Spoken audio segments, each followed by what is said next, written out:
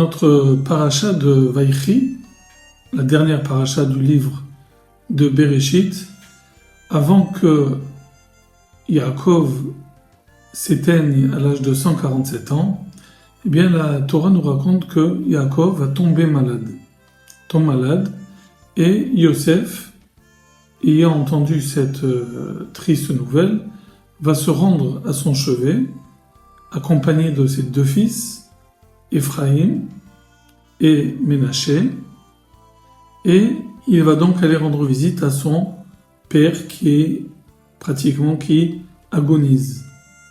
Le vieux patriarche, Yaakov, rassemble toutes ses forces. Il est exténué, fatigué, mais dans un dernier effort, il va s'asseoir sur le lit, et donc à ce moment-là, le texte nous dit qu'il aperçoit ses deux petits-enfants, Ephraïm et Ménaché.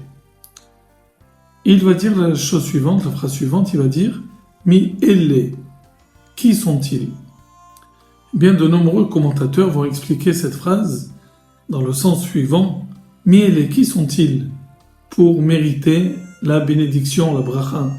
Ils ne sont pas dignes de recevoir la bracha.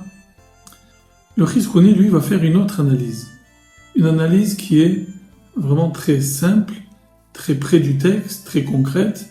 Il va dire, si le patriarche Yaakov a dit « Mi elle, qui sont-ils » eh bien, c'est pour la simple et bonne raison que sa vue a faibli. Il est pratiquement aveugle.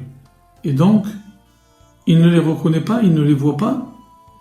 Ne pouvant donc les reconnaître, il a dit logiquement « Mi elle, qui sont-ils » Mais le Chizkoni pousse un peu plus l'analyse et il dit, au début du verset, il est écrit « Yaakov vit ». Yaakov aperçut les enfants de Yosef. Donc si on dit qu'il ne voyait pas, pourquoi le texte nous dit-il « Vayar » il a vu.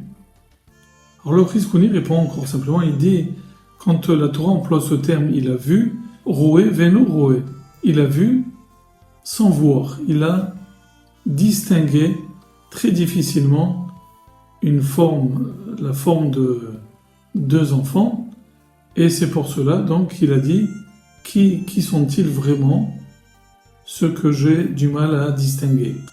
Alors le Chizkoni ne s'arrête pas ici, il dit mais si c'est ainsi, si on dit que la vue de Yaakov s'est appesantie, qu'il ne voyait pratiquement plus, comment il a vu Yosef entrer? Alors le Chizkoni répond, il dit que pour Yosef c'est différent. Le patriarche Yaakov connaissait la voix de son fils, il ne l'a pas oublié. C'est parce que donc Yaakov parlait à Yosef qu'il l'a reconnu par la voix. Donc par la vue, il ne pouvait pas le distinguer véritablement, mais par la voix qu'il n'avait jamais oubliée, eh bien, c'est ainsi que Yaakov a pu reconnaître son fils Yosef.